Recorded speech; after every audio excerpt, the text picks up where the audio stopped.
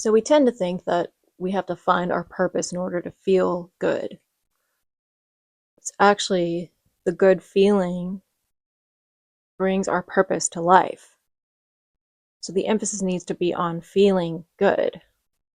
So one way to do this, if you want to really jump into feeling good more, is to explore archetypes.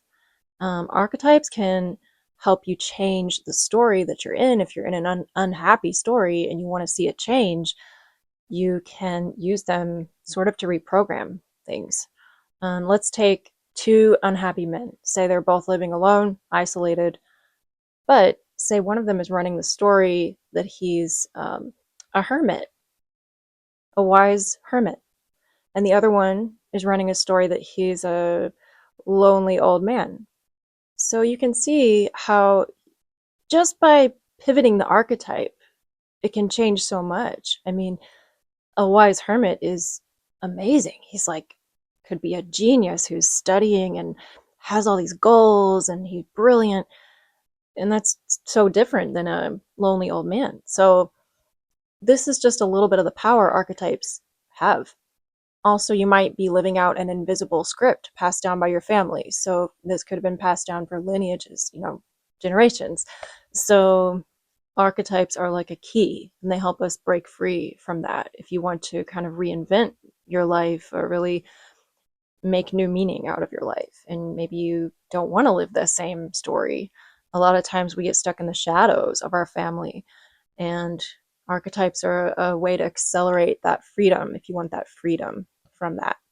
A lot of times we're expected to play roles passed down by our family, but these roles actually block our expansion. And archetypes give you an inner compass so you have direction and you can be a main character instead of just somebody's side character. I feel like, many of us are just side characters for our boss or our parents or whoever, so, but we have the right to be, all of us have the right to be a main character. So, yeah, archetypes are so much fun to play with that and kind of bring yourself to the center more, let yourself have permission to be in the spotlight more in your life. So archetypes have a quickening about them, instead of spending years in talk therapy or journaling or analyzing your life, you can just hold up an archetype like a mirror and get a very fast way to sort of expand.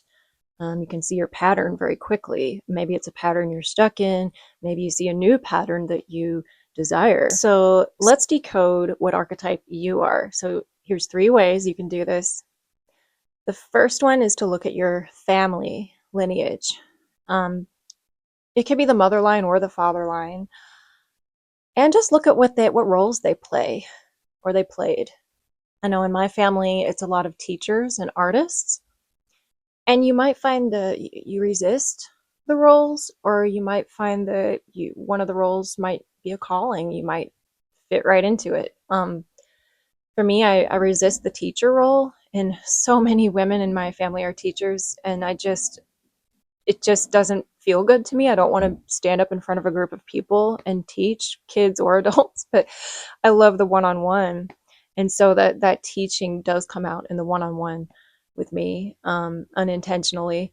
And the artist, yeah, that's the one that feels more like a calling. And a lot of the women and men in my mother line are artists. So that's very true for me.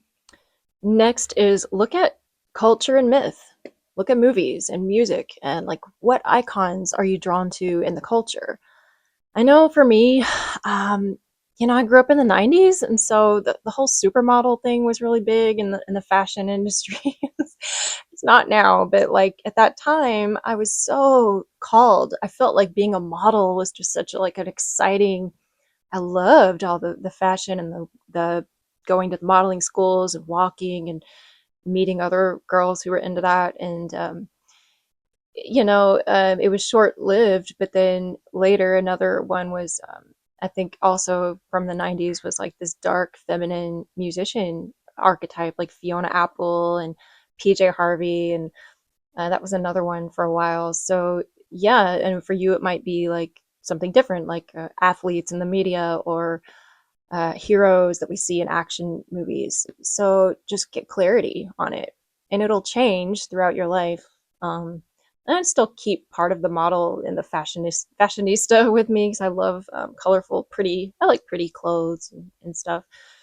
So yeah, just think about culturally, which something that might not be in your family at all, but you're drawn to it in the culture. And last, we have the gene keys. So this is one of my favorite ways to decode archetypes in people. The gene keys are light and shadow frequencies that are distilled into 64 genetic patterns. And you will get a map when you get your gene keys read. You have 11 keys, and those are your signature archetypes. So, having that information can be profound. I know it's been amazing for me. You get to see like what your core truth actually is, and your purpose and your shadows and your gifts. And so I never knew until I started doing this Gene Keys study that my core purpose is what's called Gene Key 41, which is the originator. So it's an energy of the person who originates, and they're a pioneer, and they bring something new into the world, so they can be a little bit ahead of their time, or not quite feel like they fit in at times, but also they have the audacity to like start something new. And so some of us are supposed to be like pattern disruptors and bring in the new programs for the next generation. So yeah, it's interesting stuff. And this is the kind of stuff I explore one on one, mostly with men in the Tao of Kings. So been getting really good feedback. Had a great session this morning with a guy, and he gave me really sweet feedback. I'll leave a link in the comments so you can learn more.